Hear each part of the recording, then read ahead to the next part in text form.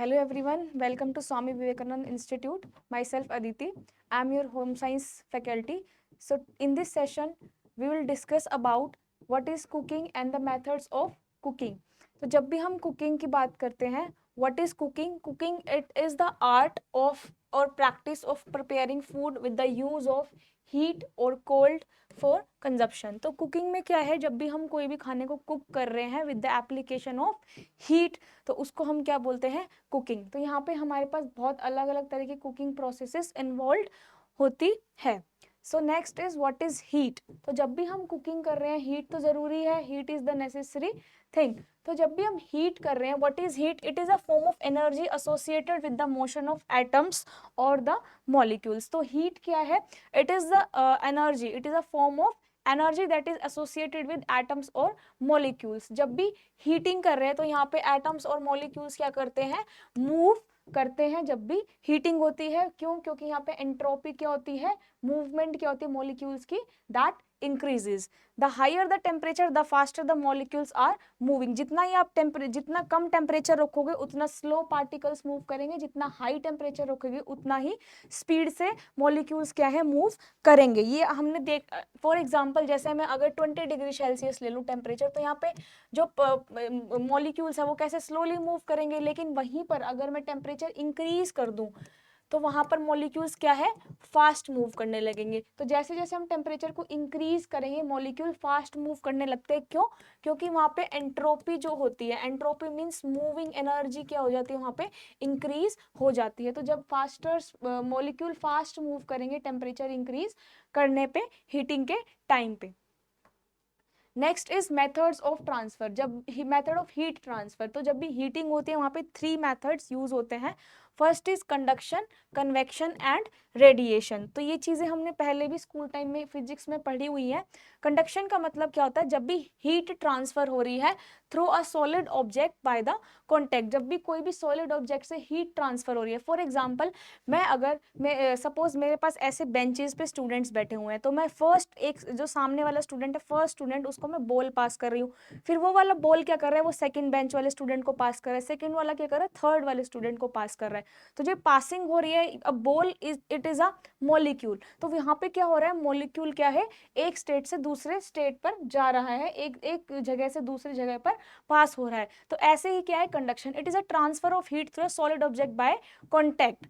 Next is convection. If we talk about convection, it is the transfer of heat in liquid and gases. ये generally हमारा solid में देखने को मिलता है कंडक्शन, बट जो कन्वेक्शन होता है वो किस में होता है, लिक्विड एंड गैसेस में. तो कन्वेक्शन भी क्या है, जैसे मॉलिक्यूल हमने क्या क्या हो रहा है, एक जगह से दूसरी जगह पे पास हो रहे हैं एक सॉलिड ऑब्जेक्ट में, बट कन्वेक्शन के केस में that occurs in liquid and gases. अब हम रेडिएशन की तरफ मूव करते हैं. What is radiation? तो जब भी रेडिएशन का मतलब क्या होता है, radiation involves the transfer of heat by electromagnetic waves such as infrared and microwave rays. इसमें क्या होता है रेडिएशन में, कि अलग अलग रेज के कॉम्बिनेशन यूज करके यहाँ पे क्या होती है, हीटिंग होती है. इसके अंदर आपका सबसे बेस्ट एग्जांपल है माइक्रोवेव, जिसमें क्या होती है, अंदर रेडिएशंस आती है, रेज के थ्रू क्या होता है, फूड कुक होता है. तो उस केस में क्या है, जब रेज आएंगी तो वहां पे हीटिंग प्रोड्यूस होगी और हीटिंग से क्या होगा, खाना कुक होगा. तो ये था आपका कुकिंग का प्रिंसिपल, जिसमें this is a heat and the method of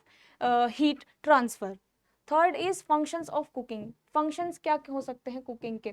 जब भी हम कुकिंग करते हैं तो कुकिंग क्या करता है, it bring physical, chemical and sensory changes in the food. जब भी कुकिंग कर रहे हैं तो वहाँ पे फिजिकल चेंज आएगा, मतलब उसमें अपीयरेंस बदलेगा, फ्लेवर बदलेगा, टेक्सचर में चेंज आएगा.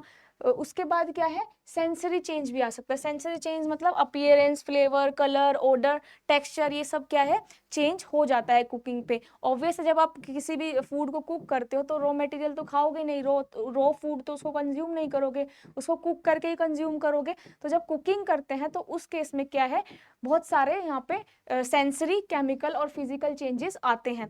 केमिकल चेंजेस में कौन कौन से आते हैं, जैसे आपके पास कुछ एंजाइम्स हो गए, वो क्या है, जब हम कुकिंग करते हैं तो एंजाइम्स क्या है वहाँ पे डिस्ट्रॉय हो जाते हैं, कुछ माइक्रो ऑर्गेनिज्म की ग्रोथ कम हो जाती है, तो वो सारे भी क्या है, केमिकल चेंजेस आते हैं. सेकेंड थिंग, केमिकल चेंजेस में क्या आता है, जैसे मैं फॉर एग्जांपल हम शुगर की बात करते हैं, तो शुगर को जब आप हाई टेम्परेचर पे हीटिंग देते हो, हीट करते हो, तो वहाँ पे क्या कैरामल्स फॉर्म होते हैं.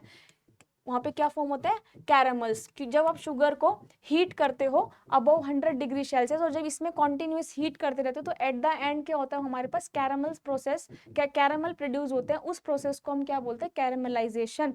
ऐसे ही यहाँ पे ब्राउनिंग प्रोसेस होती है। जब जब जैसे एप्पल है, एप्पल को आप कट करते हो तो वो थोड़े टाइम बाद ब्राउन हो जाता है। वो क्यों होता है, वहाँ पे क्या है, ऑक्सीजन के कॉन्टैक्ट में क्या आ जाते हैं, आपके एंजाइम्स जो एप्पल में प्रेजेंट रहते हैं, that is PPO, polyphenol oxidase. तो जब पॉलीफिनोल ऑक्सीजन के कॉन्टैक्ट में आएगा तो वो ब्राउनिंग कोज करेगा। ये सारे फूड में होते हैं केमिकल चेंजेस। सेंसरी चेंजेस मतलब जब हम फूड को कुक करेंगे तो उसका अपीयरेंस कैसे चेंज होगा, उसका फ्लेवर, ऑर्डर, टेक्सचर, ये सब कैसे चेंज होगा।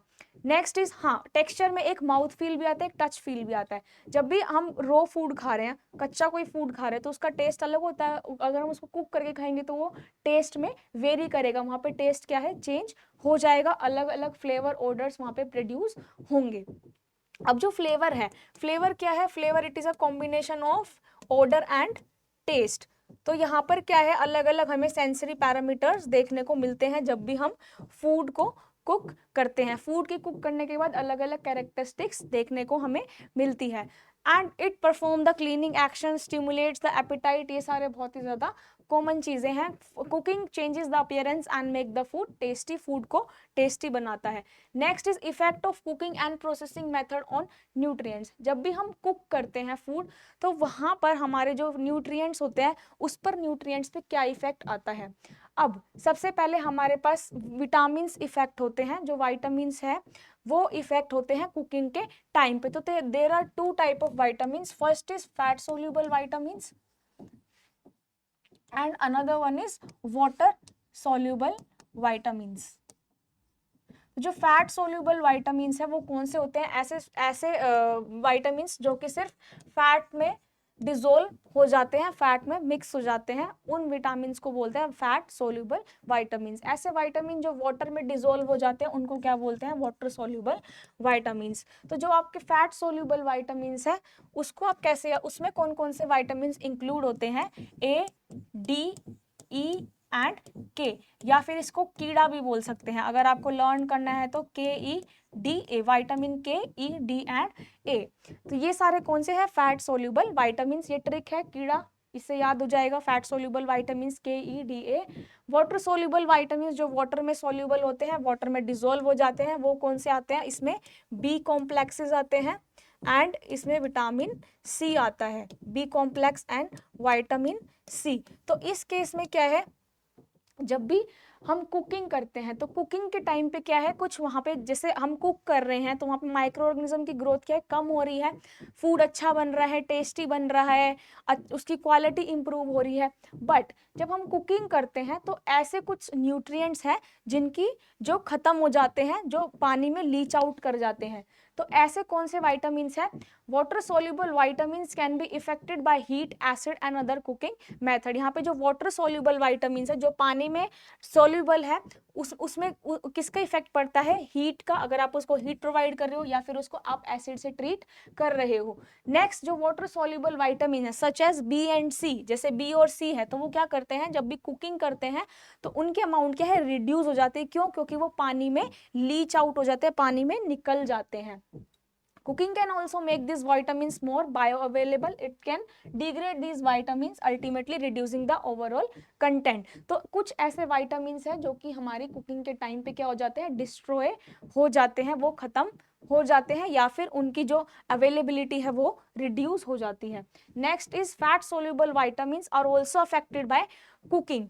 अब हमने पढ़ा कि वाटर सोल्यूबल वाइटामिन क्या होते हैं, लीच आउट हो जाते हैं, ऐसे ही फैट सोल्यूबल वाइटामिन भी क्या हो जाते हैं, लीच तो नहीं होते, बट जैसे आपके पास अगर आप उसको फैट में कुक कर रहे हो तो वहां पे लीचिंग आउट हो जाती है।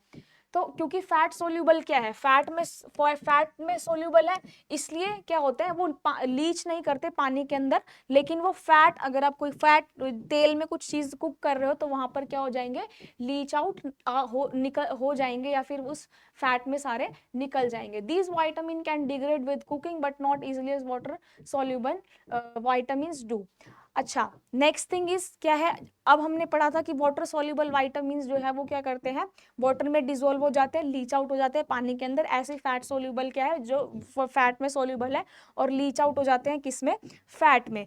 तो उसके बाद अगर हम बहुत ही ज्यादा एक्सेस में फैट को कंज्यूम करते हैं, जब भी हम बहुत ज्यादा एक्सेस में फैटी वाली चीजें खाते हैं, तो क्या होता है, जो फैट होता है एक्स्ट्रा वो किस में डिपोजिट होने लग जाता है, एडिपोज टिश्यू में एक्यूमुलेट होना स्टार्ट हो जाता है, जिसकी वजह से ओबेसिटी होती है। तो इसलिए हमें रिकमेंड किया जाता है कि ज़्यादा फैटी फूड नहीं खाना चाहिए, क्योंकि जितना ज़्यादा फैटी फूड खाओगे उसके अंदर क्या है, फैट के अमाउंट बहुत ज़्यादा है। तो जब फैट के अमाउंट बहुत ज़्यादा है वो कहाँ पर डिपोजिट होंगी, एडिपोज टिश्यू में डिपोजिट हो जाएंगी, वहाँ पे एक्यूमुलेट हो जाएगी, जिसकी वजह से आपको ओबेसिटी और बहुत सारी डिजीजेज देखने को मिलती है, जैसे आपका कार्डियोवैस्कुलर डिजीज हो गई, हार्ट अटैक्स हो गए। तो ये किसकी वजह से होता है, जब कोलेस्ट्रॉल की अमाउंट हमारी बॉडी में बढ़ जाती है, मतलब कोलेस्ट्रॉल मीन्स फैट, लिपिड्स, ये सब डिपॉजिट हो जाते हैं बॉडी के अंदर। इसलिए बोलते हैं कि अवॉइड फैटी फूड्स, क्यों, क्योंकि वो क्या है, हमारे एडिपोज टिश्यू में एक्यूमुलेट हो जाते हैं। Next is vitamins that are the most unstable when cooked or processed are। अब विटामिन, अब हमने पढ़ा था कौन से अनस्टेबल होते हैं, डिस्ट्रॉय भी हो जाते हैं, काफी सारे अनस्टेबल भी होते हैं। जो एस्कॉर्बिक एसिड है that is vitamin C, folic acid vitamin B9, thiamine vitamin B1, ये सारे ऐसे विटामिन हैं जो कि अनस्टेबल हो जाते हैं कुकिंग करने पे। क्यों, क्योंकि इनका जो स्ट्रक्चरल चेंज है, स्ट्रक्चर में चेंज आता है, तो इनको बोलते हैं स्ट्रक्चरल चेंज, जो स्ट्रक्चर में बदलाव आता है। तो ऐसे विटामिन जो कि अनस्टेबल हो जाते हैं कुकिंग करने पे, वो कौन से हैं, vitamin C, folic acid and thiamine. उसके बाद क्या है, ऐसे विटामिन जो कि स्टेबल हो जाते हैं कुकिंग करने पे, पहले था अनस्टेबल, अब है ऐसे विटामिन जो कि स्टेबल हो जाते हैं कुकिंग करने पर, that is niacin, pantothenic acid, biotin, vitamin D and vitamin के। तो ये सारे विटामिन है आपके बी कॉम्प्लेक्सेस जो कि वाटर सॉल्यूबल है, वाटर में डिसॉल्व हो जाते हैं। Next is how to preserve the nutrient value of the food. आप न्यूट्रिएंट कैसे उसकी वैल्यू कैसे प्रिजर्व करोगे। अच्छा, जब भी आपको कुकिंग करनी हो तो आप, हमने पढ़ा कि अभी कुकिंग के टाइम पे बहुत सारे न्यूट्रिएंट्स डिस्ट्रॉय हो जाते हैं, ठीक है, जैसे आपके वाटर सॉल्युबल कॉम्प्लेक्सेस है, कुछ अनस्टेबल हो जाते हैं, कुछ डिस्ट्रॉय हो जाते हैं। तो इनको हम कैसे प्रिजर्व कर सकते हैं, तो फर्स्ट मेथड क्या है, यूज द फ्रेश फूड। हमेशा आपको कैसा फूड यूज करना है, जो कि फ्रेश हो। क्यों, क्योंकि जब आप फूड को बहुत टाइम तक कंज्यूम करते हो, उसमें एजिंग हो जाती है और जिसकी वजह से वहां पे न्यूट्रिएंट लॉस हो जाता है। वो कैसे होता है, सपोज करो आपको फूड कोई बहुत टाइम तक रखा हुआ है, बहुत टाइम तक रखा हुआ है और आपने उसको अच्छे से कंडीशन में नहीं रखा हुआ। जब आप उसको अच्छे से कंडीशन में नहीं रखोगे तो उसमें काफी सारे फैक्टर्स लग जाते हैं, जैसे आपका ह्यूमिडिटी हो गया, टेम्परेचर हो गया, पीएच हो गया, इन सब में चेंजेस आने लगते हैं। तो ये सारे प्रोसेस हमें देखने को मिलते हैं जब हम वो फूड को बहुत टाइम तक स्टोर में रखते हैं या फिर स्टोरेज कंडीशन में रखते हैं। इसलिए बोलते हैं कि हमेशा फ्रेश फूड को यूज करो, ताकि उसकी न्यूट्रिएंट्स जो है वो मेंटेन रहे, उसकी क्वालिटी क्या है फूड की मेंटेन रहे। Next is cook for the shortest time possible. हाँ, शॉर्ट टाइम के लिए कुक क्यों करना चाहिए, क्योंकि जब आप लॉन्ग टाइम के लिए कुक करते हो तो वहां पे बहुत सारे न्यूट्रिएंट्स क्या है, उसकी बायो अवेलेबिलिटी क्या हो जाती है, कम हो जाती है।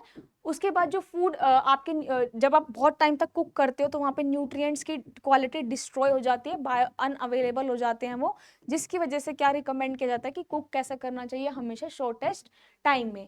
Scrub and wash vegetable thoroughly and don't peel them. हमें हमेशा वॉश करनी चाहिए वेजिटेबल्स को, उनको ज्यादा पील नहीं करना चाहिए। उसके बाद क्या है, जो ये तो बहुत ज़्यादा बेसिक चीज़ है जिसमें हम कैसे न्यूट्रिएंट को प्रिजर्व कर सकते हैं। हमेशा फ्रेश खाना खाओ जो अच्छी क्वालिटी का हो।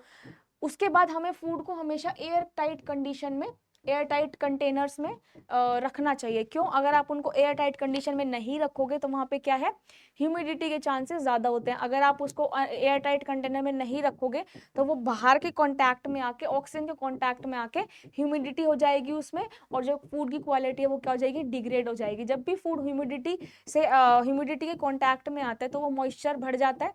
तो मॉइस्चर जब बढ़ जाएगा उसमें, तो उसमें क्या चेंज आएगा, टेक्सचर में चेंज आएगा। टेक्सचर में चेंज आने की वजह से क्या होता है, फूड की क्वालिटी हमारी यहाँ पर खराब हो जाती है। इसलिए जो भी आप फूड खा रहे हो, स्पेशली सीरियल ग्रेन्स, ये क्या होता है, आप इनको टाइटली कंटेनर, या फिर आपके ब्रेकफास्ट सीरियल्स हो गए, इनको क्या है टाइट कंटेनर्स में हमेशा रखना चाहिए, ताकि उनकी क्वालिटी जो है फूड की मेंटेन रहे। Next is method of cooking. जब भी आप हमने क्या पढ़ा था अभी, कुकिंग हीटिंग के बारे में and the types of heat transfer, conduction, convection और रेडिएशन, कैसे कैसे हम न्यूट्रिएंट्स को प्रिजर्व कर सकते हैं। Now coming to the next topic which is method of cooking. Method of cooking, हमारे पास दो तरह के मेथड होते हैं कुकिंग के, एक मॉइस्ट मेथड, एक ड्राई मेथड। तो जो मॉइस्ट हीट मेथड है इसमें आप क्या करोगे, अगर थोड़ा सा मॉइस्चर है, मॉइस्ट हीट, थोड़ा मॉइस्चर वाली हीट में आप फूड को कुक कर रहे हो। ड्राई हीट में कोई भी मॉइस्चर नहीं है, सिर्फ ड्राई हीटिंग है, मतलब सिर्फ फ्लेम है, फ्लेम से आप क्या कर रहे हो, फूड को कुक कर रहे हो। कॉम्बिनेशन मेथड है, कॉम्बिनेशन मेथड अभी हम जैसे पढ़ेंगे, जैसे ब्रेजिंग होता है कॉम्बिनेशन में, सोलर कुकिंग आता है, ये सारे इन्वॉल्व होते हैं कॉम्बिनेशन मेथड में। तो इसमें क्या है, फर्स्ट इस मॉइस्ट हीट मेथड। जब भी हम मॉइस्ट हीट मेथड की बात कर रहे हैं तो इसमें क्या है, the cooking method that utilize water for cooking. Moist heat में क्या है, आप वाटर का यूज कर रहे हो जिसमें ह्यूमिडिटी, या फिर ह्यूमिडिटी नहीं बोल सकते, मॉइस्चर फूड बोल सकते हो। तो ऐसी मॉइस्ट हीट जिसमें आप वाटर का यूज कर रहे हो तो उसको हम क्या बोलेंगे, मॉइस्ट हीट मेथड। इसमें आपके पास ये वाले मेथड्स इन्वॉल्व होते हैं, boiling, poaching, steaming, stewing and simmering. ये सारे मेथड है मॉइस्ट हीट मेथड्स के। तो first method is boiling. Boiling ये तो बहुत ही ज्यादा कॉमन मेथड है। जब भी हम किसी फूड को पानी में रखते हैं एट द टेम्परेचर, कितने टेम्परेचर पे, 100 डिग्री सेल्सियस पे हम क्या करते हैं, बॉइलिंग करते हैं। ये स्टैंडर्ड टेम्परेचर होता है बॉइलिंग का। जब भी हम फूड को किसी भी कंटेनर में, वेसल में रखते हैं पानी के अंदर, कितने टेम्परेचर पे, 100 डिग्री सेल्सियस पे, that is boiling. Purpose of boiling, boiling क्यों करते हैं, बॉइलिंग इसलिए तक करते हैं ताकि जो उसका टेस्ट और फ्लेवर है वो मेंटेन रहे। ऑल्दो बॉइलिंग के बाद भी कुछ यहाँ पर टेस्ट और फ्लेवर क्या है, हल्के रिड्यूस हो जाते हैं, हर पूरे तरीके के खराब नहीं होते, बट हर कुछ लिमिट तक, कुछ एक्सटेंट तक वो खराब हो जाते हैं। अगर आप उसको ज़्यादा बॉईल करते हो, नॉट 100 डिग्री सेल्सियस, अगर आप उससे ज़्यादा बॉइलिंग करते हो, कंटिन्यूसली बॉईल करते जाते हो, तो फूड की क्वालिटी में क्या है, थोड़ा सा डिग्रेडेशन स्टार्ट हो जाता है। टेक्सचर मेंटेन रहता है। उसके बाद अगर आप बॉइल्ड फूड खाते हो, that is easy to digest, वो फैटी एसिड की फैटी फूड की तरह हमारी बॉडी में एक्यूमुलेट नहीं होता और ना कोई डिजीज कॉज करता, इसलिए ज़्यादा रिकमेंड किया जाता है कि बॉइल्ड फूड खाओ। क्यों, क्योंकि वहाँ पे क्या होता है, डाइजेस्ट करने में बॉइल्ड फूड ईजी होता है और बॉडी में भी जल्दी वो एब्जॉर्ब हो जाता है, ईजिली डाइजेस्ट हो जाता है, and also it is safe to eat. Next is disadvantage of boiling. तो डिसएडवांटेजेस में क्या क्या आते हैं, जब भी हम बॉइलिंग करते हैं तो उसमें फ्लेवर और जो कलर है वो क्या है, डिस्ट्रॉय हो जाता है। जैसे मैंने अभी आपको बताया, अगर आप बहुत 100 से ज़्यादा टेम्परेचर ले लोगे, अगर यहाँ पर हम ज़्यादा हाई टेम्परेचर ले लेंगे तो उस हाई टेम्परेचर से क्या होगा, फ्लेवर में और कलर में क्या हो जाएगा, लॉस हो जाएगा, इनकी क्वालिटी क्या है, फूड की कम हो जाएगी। Next is continuous excessive boiling lead to damage in the structure and texture. ये मैं आपको बता चुकी हूँ, टेक्सचर मेंटेन रहता है, लेकिन अगर आप 100 डिग्री सेल्सियस से ज़्यादा टेम्परेचर यूज कर रहे हो या फिर उसको बहुत टाइम से बॉईल कर रहे हो तो उसमें क्या होगा, टेक्सचरल चेंज भी आपको देखने को मिलेगा। कलर लॉस्ट हो जाता है, कलर लॉस हो जाता है, विटामिन खत्म हो जाते हैं अगर आप बहुत टाइम तक एक्सेसिव बॉइलिंग करते हो तो।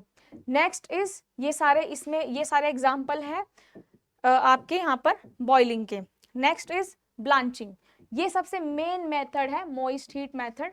ब्लांचिंग में हम क्या करते हैं, ब्लांचिंग मेन किस लिए की जाती है, कलर को प्रिजर्व करने के लिए, एंजाइम को इनएक्टिवेट करने के लिए। तो इस ताकि फूड की क्वालिटी क्या है, मेंटेन रहे, उसकी शेल्फ लाइफ इंक्रीज हो जाए। अब हम ब्लांचिंग के केस में करते क्या है, जब भी हम ब्लांचिंग कर रहे हैं तो इस केस में फूड को क्या करते हैं, लिक्विड में डालते हैं, पानी में डालते हैं फॉर 1 to 2 मिनट, 1 से 2 मिनट के लिए गर्म पानी में डाला, बॉईल किया उसको, देन उसको निकाल के हम क्या करते हैं, ठंडे पानी में रखते हैं। अब जो हम गर्म पानी में बॉईल कर रहे हैं तो उसमें क्या होगा, जब भी हीटिंग दे रहे हैं फूड में तो उसमें क्या होगा, एंजाइम्स जो प्रेजेंट होंगे, जो हार्मफुल एंजाइम्स होंगे वो क्या हो जाएंगे, इनएक्टिवेट हो जाएंगे, और वहां पे क्या होगा, फूड की क्वालिटी इंप्रूव हो जाएगी, शेल्फ लाइफ बढ़ेगी। तो जब हम बॉइलिंग कर रहे हैं, बॉइलिंग के टाइम पे एंजाइम क्या होता है, इनएक्टिवेट हो जाते हैं। देन उसको क्या करो, आपने 1 से 2 मिनट तक डिप करके रखा, बॉईल किया, देन उसको रिमूव करके हम किस में डालते हैं, ठंडे पानी में डालते हैं, ताकि उसके क्वालिटी जो है, कलर क्वालिटी मेंटेन रहे। तो इस केस में हम इसको बोलते हैं ब्लांचिंग। जनरली आप इसको वेजिटेबल और फ्रूट्स में भी देखने को मिलती है ब्लांचिंग। हमने पानी में डाला, उसको बॉईल किया 1 से 2 मिनट तक, देन हम उसको क्या कर रहे हैं, फूड को निकाल के ठंडे पानी में डाल रहे हैं ताकि उसका कलर जो है वो मेंटेन रहे, फूड की क्वालिटी क्या है, मेंटेन रहे।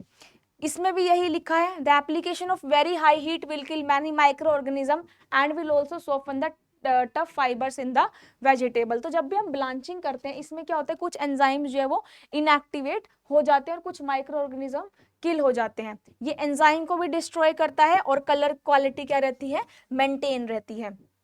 नेक्स्ट, जब हम इसमें न्यूट्रिएंट्स की बात करते हैं, जैसे हमने पहले पढ़ा कि न्यूट्रिएंट्स का क्या असर होता है कुकिंग पे, ऐसे ही इसमें जब हम ब्लांचिंग कर रहे हैं तो ब्लांचिंग में क्या होगा, जो विटामिन सी और बी कॉम्प्लेक्सेस होंगे, मतलब कौन से हैं ये, वाटर सोल्यूबल। तो जो वाटर सोल्यूबल आपके यहाँ पे न्यूट्रिएंट्स होंगे वो क्या करेंगे, वो हीट सेंसिटिव होते हैं, ठीक है। और जब भी आप ब्लांचिंग करते हो वो इजीली खत्म हो जाते हैं। जैसे हमने पढ़ा था वाटर सोल्यूबल विटामिन्स जो थे वो हीटिंग करने पे क्या है, वो रिड्यूस हो रहे थे, उनकी बायो अवेलेबिलिटी कम हो रही थी। ऐसे ही ब्लांचिंग के केस में क्या होगा, जो वाटर सोल्यूबल विटामिन्स होंगे that are B complexes and C, उनकी क्वालिटी वो क्या करेंगे, हीट लेबाइल होते हैं, मतलब हीट सेंसिटिव होते हैं, वो वहां पर डिस्ट्रॉय हो जाएंगे जब आप ज्यादा टाइम तक ब्लांचिंग करोगे। इसलिए हमेशा ब्लांचिंग ऐसा नहीं है जैसे अगर 1 से 2 मिनट तक कर रहे हैं तो अगर आपने 10 से 15 मिनट के लिए उसको बॉईल करके रखा तो वहां पर क्या होगा, क्वालिटी में लॉस आएगा। और एक्सेसिव ब्लांचिंग की वजह से जो आपके ये न्यूट्रिएंट्स हैं वो क्या करेंगे, पानी में लीच आउट भी हो सकते हैं और इनकी क्वालिटी जो इनका डिग्रेडेशन हो जाएगा और उसके बाद फूड की क्वालिटी वहां पे मेंटेन नहीं रहेगी, उसके फीचर्स कैरेक्टरिस्टिक सारी चेंज हो जाएगी। Next is simmering. सिमरिंग का वो जो आपका एक्सेसिव ब्लांचिंग का, जो ये वाला एक्सेसिव ब्लांचिंग हम पढ़ रहे थे कि जब अगर हम ज्यादा ब्लांचिंग करेंगे तो उस केस में क्या है, वाटर सोल्यूबल विटामिन्स डिस्ट्रॉय हो जाएंगे। ये है ब्लांचिंग का सबसे main disadvantage. This is the big disadvantage of blanching method. Next is simmering. simmering क्या होता है, हमने क्या करा, बॉइलिंग किया, बॉइलिंग में कितना टेम्परेचर लिया, 100 degree Celsius, this is the standard temperature of boiling. Simmering के केस में क्या करेंगे, जब 100 से नीचे टेम्परेचर लेंगे, मतलब below the boiling point of the liquid. तो सिमरिंग में हम क्या करते हैं, हमने खाना लिया, खाने को कंटेनर में रखा, ठीक है, लेकिन इसमें टेम्परेचर कितना मेंटेन किया, बिलो बॉइलिंग पॉइंट। तो इस प्रोसेस को बोलते हैं simmering. Next is poaching. Poaching generally किस में देखने को मिलता है, एग्स में, फिश में। तो इस पोचिंग के केस में हम क्या करते हैं, फूड को कुक करते हैं कम से कम लिक्विड में, मिनिमम अमाउंट ऑफ लिक्विड में हम क्या कर रहे हैं, फूड को कुक कर रहे हैं। जैसे अंडे को देखा है, तो अंडा जब अंडा हो गया, फिश हो गई, तो इसमें हम क्या करते हैं, हम बहुत ही कम अमाउंट में लिक्विड का यूज करते हैं। जनरली टेम्परेचर कितना यूज करते हैं, 80 to 85 डिग्री सेल्सियस, जो कि 100 से क्या है, कम है। अब पोचिंग के एडवांटेजेस क्या होते हैं, भाई हम पोचिंग कर रहे हैं तो वहां पे क्या है, यहाँ पर हमने पोचिंग के केस में हमने लिक्विड लिया है, कोई भी फैट ऐड नहीं करा। तो जब आप फैट ऐड किसी भी चीज में नहीं करोगे खाने बनाने में, तो वो डाइजेस्ट करने में इजी होगा। इसलिए पोचिंग में क्या होता है, it is easy to digest. यहाँ पे कोई भी आपको स्पेशल इक्विपमेंट नहीं चाहिए, कोई भी ज्यादा बड़ा लार्ज स्केल पे खाना बनाने के लिए, सिर्फ क्या चाहिए, पानी और हीट। तो यहाँ पर क्या है, दिस इज द एडवांटेज कि यहाँ पे कोई भी स्पेशल इक्विपमेंट्स नहीं चाहिए। This is quick method of cooking और फ्यूल को क्या करता है, सेव करता है। Next is disadvantage of poaching. Poaching के डिसएडवांटेज क्या है, अब देखो, जब भी हम पोचिंग कर रहे हैं तो वो सबके लिए अपीलिंग नहीं हो सकता। कोई पर्सन किसी टेस्ट का खाना खाता है, किसी को कोई सा टेस्ट पसंद आता है। तो इस केस में ये मेथड हर एक के लिए अपील नहीं हो सकता, क्योंकि यहाँ पे क्या होता है, टेस्ट थोड़ा अलग सा हो जाता है। अब वो किसी को टेस्ट पसंद आए या ना आए, तो दैट डिपेंड्स। अब यहाँ पर क्या है डिसएडवांटेज मेन, कि this may not appeal to the everybody. क्यों, क्योंकि यहाँ पे कई बार क्या होता है, कुछ फ्लेवर और न्यूट्रिएंट्स भी क्या हो जाते हैं, खत्म हो जाते हैं। उसके बाद कलर और फ्लेवर डेवलप होने लग जाता है।